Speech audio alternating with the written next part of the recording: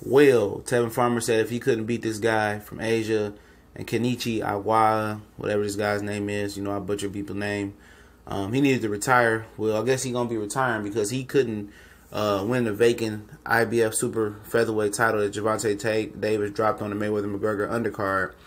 And he lost today. He lost a split decision. It's your boy CJ Goodfellow back with the Boxing Clinic. I know all the boxing hype is about Grandma Rigondeaux quitting. But, you know, Tevin Farmer lost on HBO after signing a multi-fight deal with HBO. He lost a split decision, 116-112 in his favor. Then he lost, then 116-112 and 115-113 in the Asian guy's favor. Kenichi, whatever this guy's name is. And, you know, it came across my news feed, man, and I can't believe it. I legitimately can't believe this guy lost. And it's the same guy that you guys said that was going to destroy Tank, you know, destroy Gervonta Tank Davis. And I told you guys this dude wasn't even the same class. He wasn't even the same cloth or the same ilk as Gervonta Tank Davis.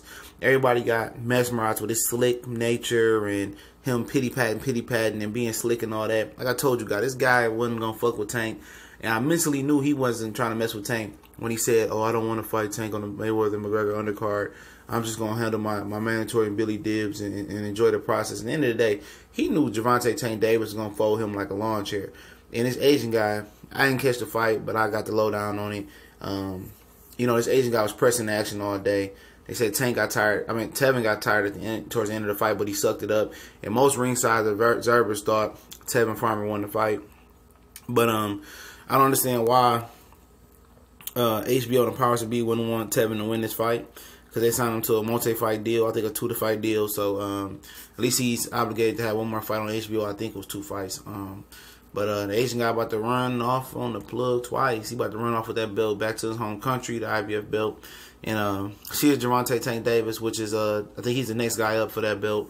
Will fight him. You know, I can't speak on his style, but I know he's a pressure type guy, and he pressured Tevin, and Tevin can't crack an egg. You know, he can't crack an egg. So it wasn't the most shocking thing that I knew wasn't coming. I mean, Tevin ain't that good. Y'all get all mesmerized by him throwing them fast and being slick and all that. At the end of the day, he's been knocked out a couple times in his career.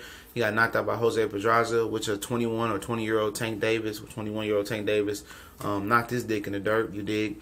And he don't fight nobody. You know, all that slick shit look cool, and that pity pat, slick versus inferior competition. But once you step up in the elite competition, or it's a good competition, which Gervonta Tank Davis is, whatever you think he's sitting on there, you know, that ain't gonna work. I told you guys, he would knock that man out. He would hurt Tank. He would hurt Tevin, and Tevin know that.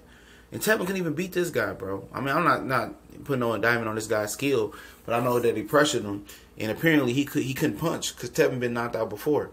He couldn't punch hard enough. And if that's Tank in there, a motivated Tank in there, he knocking this dude out the ropes, bro. I'm trying to tell y'all.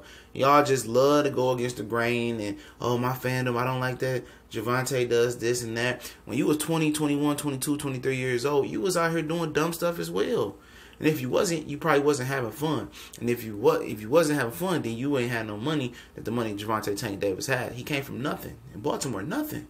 So when you give somebody something, of course he's going to have fun. He want to do things that he never had an opportunity to do when he was younger. Of course, he was taken away from his family. Of course, he got built up hatred. Of course, that he's angry, he's tough. He lives his life how he fights in the ring. And Tevin is a solid dude, man. But at the end of the day, he ain't that boxer that y'all think he is. You know, and I've been telling you guys that I'm not 100% shocked that this guy upsetted him. He about to run off with this belt and go where the hell he about to go, and somebody got to pay him bread to come back to the United States. I'm not shocked, because Tevin has been defeated several times. I'm trying to tell y'all, they don't build these Philly fighters like they used to. They don't build these fighters like they used to. Look at Lomachenko made 4 fucking straight guys quit. Come on, I done seen guys fight with hematomes on their face. I done seen guys fight with bad hands. I done seen guys fight with one arm. I done seen guys finish the fight with broken bones in their foot, like Timothy Bradley.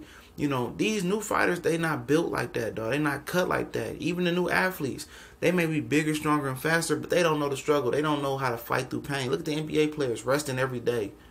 You know, and they got private jets. And when Charles Barkley said they used to charter, they used to fly on planes. When you know what charter mean.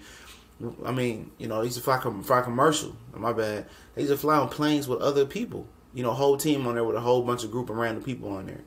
You see what I'm saying? as much as the athletes are evolving physically, but the heart, determination, the mental is down. So it's the yin and the yang is balancing themselves out. And do I feel bad for Tevin Farmer? Absolutely not. You know, when he gave up that shot not to fight Gervonta Davis and fight make a nice pound of money on the McGregor Mayweather undercard, I have no hard feelings if you passing up an opportunity like that to fight for a world title. None at all. You know, you pass up a 6-figure payday, or that would have been a 6-figure payday for him to fight Tank. And you really wanted to fight Tank. Y'all got into an argument. You talking greasy, he talking greasy. He tell you like, look, we can make it happen. And I was just wondering what Tank said on social media. I might do a video on that, but we're going to go live in a minute. Probably a little bit longer. I got to shoot a move, see what's going on in the 411, you know, in these streets. But like I told you guys, man, stop pumping these bums up, man. I'm not calling them a bum, but stop pumping these guys up, man. Look at the bigger picture. You know what I'm saying? Shout out to the Asian guy for winning his first world title. Good job, baby. I appreciate it.